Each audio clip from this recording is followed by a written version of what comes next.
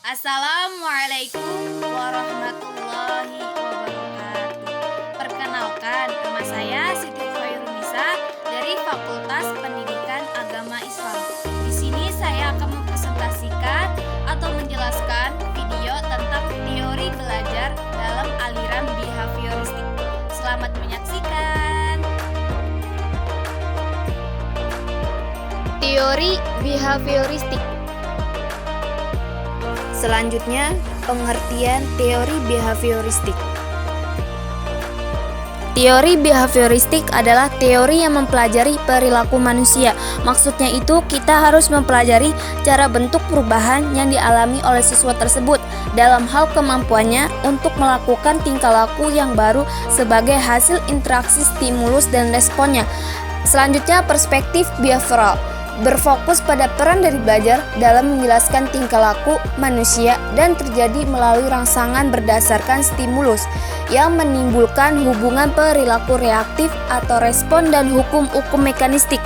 Berarti kita harus mengetahui dulu nih stimulus atau lingkungan belajar terhadap anak tersebut, baik yang internal maupun eksternalnya yang menjadi penyebab belajar. Sedangkan respon yang kita harus mengetahui sebab akibatnya atau dampaknya pada reaksi fisik terhadap stimulus dan mementingkan faktor lingkungannya atau menekankan pada tingkah laku yang nampak dalam menggunakan metode objektif yang bersifatnya mekanis dan mementingkan masa lalu. Berikutnya ada penerapan teori belajar behavioristik dalam proses pembelajaran. Penerapan teori behavioristik dalam kegiatan pembelajaran tergantung dari beberapa komponen seperti tujuan pembelajaran, materi pembelajaran, karakteristik siswa, mediasi, fasilitas pembelajaran, lingkungan, dan penguatan. Dan faktor penting dalam belajar yaitu pendidikan juga harus berupaya mengembangkan perilaku siswa ke arah yang lebih baik dan pendidik berupaya agar dapat memahami peserta didik yang beranjak dewasa. Baik, selanjutnya ada tahap-tahap perkembangan behavioristik.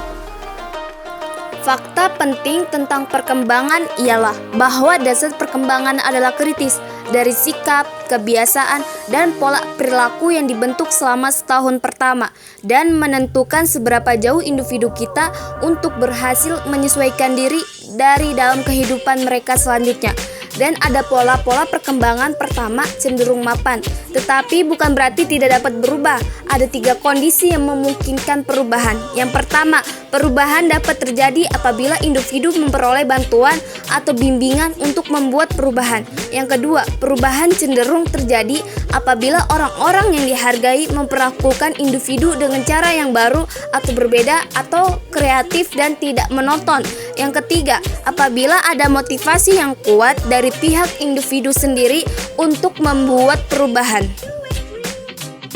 Selanjutnya, proses perkembangan itu berlangsung secara bertahap dalam arti yang pertama, bahwa perubahan yang terjadi bersifat maju meningkat atau mendalam atau meluas secara kualitatif maupun kuantitatif disebut prinsip progresif.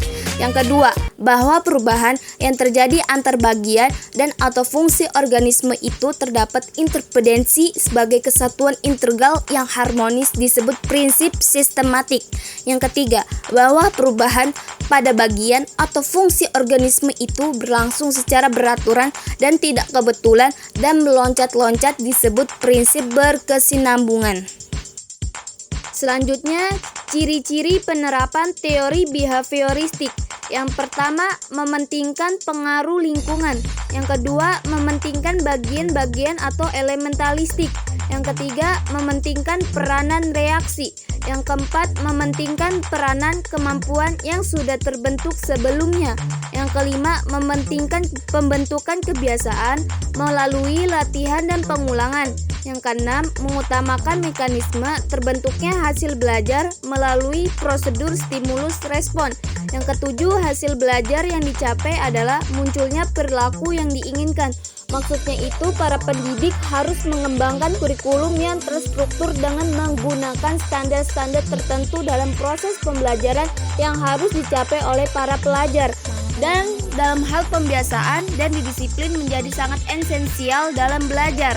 sehingga pembelajaran lebih banyak dikaitkan dengan penegakan disiplin dan pelajar harus berperilaku yang baik atau rapi sesuai dengan aturan sehingga kontrol belajar harus dipegang oleh sistem yang berada di luar dari pelajar.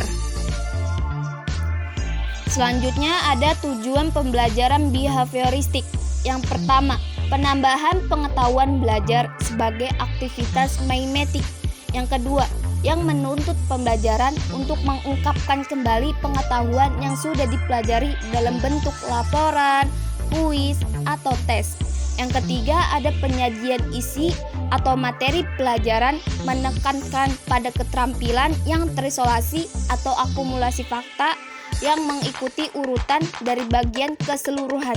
Misalnya, kayak pembelajaran mengikuti urutan kurikulum secara ketat, sehingga aktivitas belajar lebih banyak didasarkan pada buku teks atau buku wajib, sehingga penekanan pada keterampilan mengungkapkan kembali isi buku teks atau buku wajib tersebut. Pembelajaran dan evaluasi menekankan pada hasil belajar. Evaluasi juga menekankan pada respon pasif, keterampilan secara terpisah, dan biasanya menggunakan paper atau pensil test. Evaluasi belajar dipandang sebagai bagian yang terpisah dari kegiatan pembelajaran dan biasanya dilakukan setelah selesai kegiatan pembelajaran. Selanjutnya, kelebihan teori behavioristik. Yang pertama, membisahkan guru untuk bersikap jeli dan peka terhadap situasi dan kondisi belajar terhadap anak tersebut. Yang kedua, guru tidak membiasakan memberikan ceramah sehingga murid tersebut dibiasakan untuk belajar mandiri. Yang ketiga, mampu membentuk suatu perilaku yang diinginkan mendapatkan pengakuan positif dan perilaku yang kurang sesuai mendapat penghargaan negatif yang didasari pada perilaku yang tampak. Yang keempat, dengan melalui pengulangan dan pelatihan yang berkesinambungan dapat mengoptimalkan bakat dan kecerdasan siswa yang sudah terbentuk sebelumnya. Selanjutnya, ada kekurangan teori behavioristik. Yang pertama, sebuah konsekuensi untuk menyusun bahan pelajaran dalam bentuk yang sudah disiapkan. Yang kedua, murid berperan sebagai pendengar dalam proses pembelajaran dan menghafalkan apa yang didengar dan dipandang sebagai cara belajar yang efektif. Yang ketiga, pembelajaran siswa yang berpusat pada guru atau teacher-centered e-learning bersifat mekanistik dan hanya berorientasi pada hasil yang dapat diamati dan diukur. Yang keempat, penerapan metode yang salah dalam pembelajaran mengakibatkan terjadinya proses pembelajaran yang tidak menyenangkan bagi siswa. Cukup sekian dari saya. Apabila ada kata kesalahan